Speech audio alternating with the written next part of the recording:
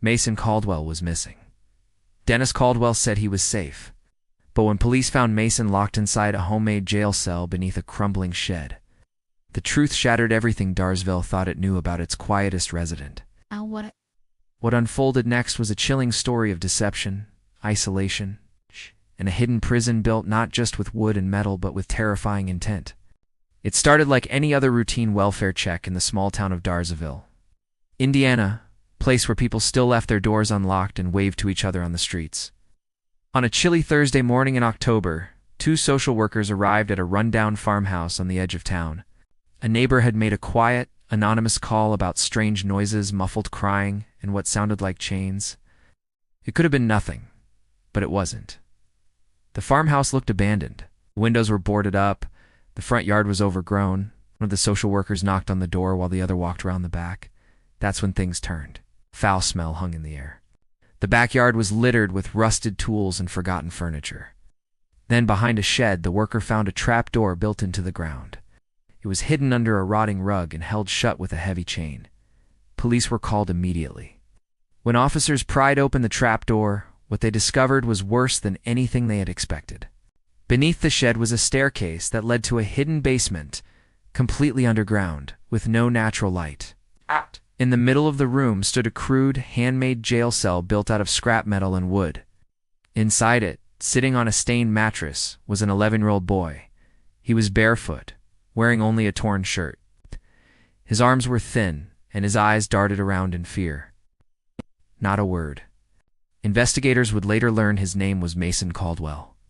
Mason had been missing for over a year, reported missing by his teacher after he stopped attending school. His guardian at the time, his uncle, Dennis Caldwell, claimed he had sent the boy to live with relatives out of state.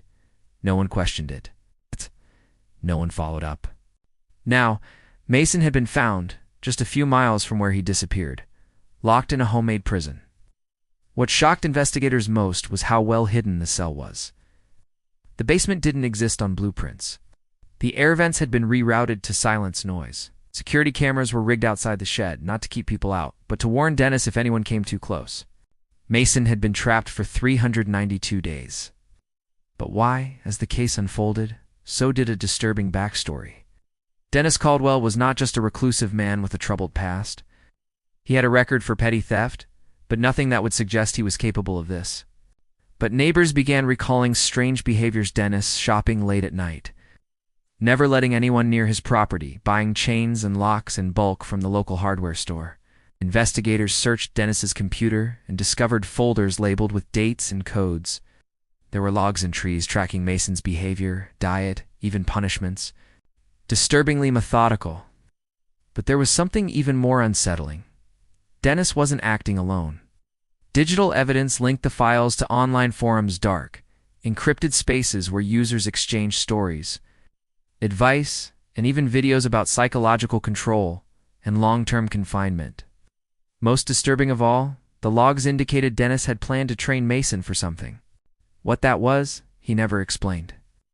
Because days before the trial, Dennis Caldwell took his own life in jail. The town of Darsville was left shaken, but one question remained. Why Mason? As authorities searched deeper, they uncovered a startling twist. Mason wasn't Dennis's nephew.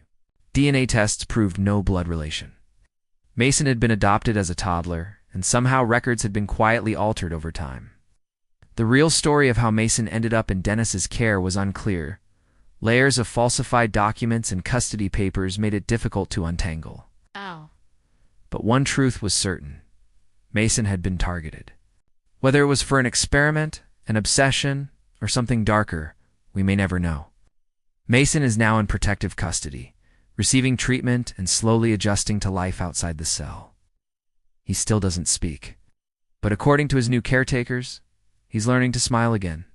A boy forgotten by the system, hidden in plain sight, and saved only because one neighbor listened closely and made a call.